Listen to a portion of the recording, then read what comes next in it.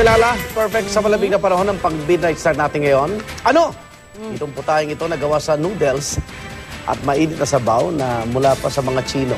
Oy, at alam mo ba, Igan, may Pinoy style daw sa pagkain yan. At ituturo yan syempre sa atin ni Micael Daes. Kung mga kaibigan nating Chino nagturo sa atin kung paano kumain ng mami, ngayong gabi kumain naman tayo ng mami Pinoy style. Kaya mag-stretching na kayo. Ituturo ko sa inyo kung paano. Let's go. Umuusok pa sa init ang sabaw. Ito ang sagot sa iyong kumakalam na tiyan, pero hindi ka uupo at magre-relax habang kumakain. Standing ovation mula umpisa hanggang ikay mabusog. Tatagal ka ba sa pagkain ng mami tayo?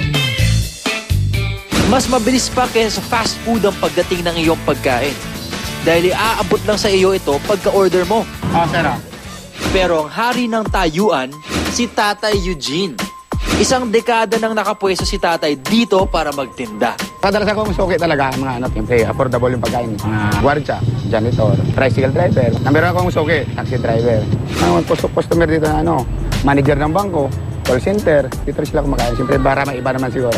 Sawa na sa mga pagkain mamahalin. Andito tayo ngayon, naglalakad lang sa mga kalsada ng Metro Manila at nakahanap ako ng mamihan.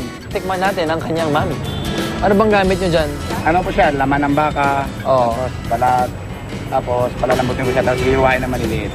Ng baka, mga gulay, spring onions, tapos mas medyo makapal yung sabaw ng mami ni Kuya. Subukan na natin ang mami ni Kuya.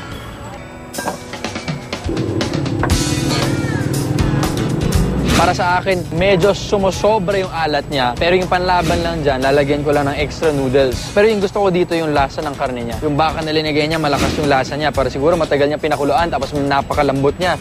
Good job dun, Kuya. So pag kinain mo to at napangiti ka, okay na yun. Solve na yan. Swak na nga sa budget. Biglang nahanap mo lang dito. Pwede mo kainin agad. Ano pang hihingin mo? Nauso ang food carts o mga pagkain tinitinda sa kariton noong 1980s. Ito rin ang panahong dumami ang mga Pilipino nagtatrabaho sa mga opisina. Pantawid gutom ika nga ng mga taong busy sa kanilang mga trabaho at may konting oras lang para kumain. Dahil laging nagmamadali, ang kanilang hanap, pagkaing mabilis orderin at mabilis din kainin katulad ng mami. Ano tayo mga Pinoy talaga, lahat gagawin natin para kumain lang na masasarap na pagkain. Kakain tayo na nakatayo, nakaupo sa bangketa, nakasakay sa kotse, lahat na talaga gagawin natin. Diba? Ako po si Micael Daes and this is Midnight Snack. Mga Pinoy, kain na tayo.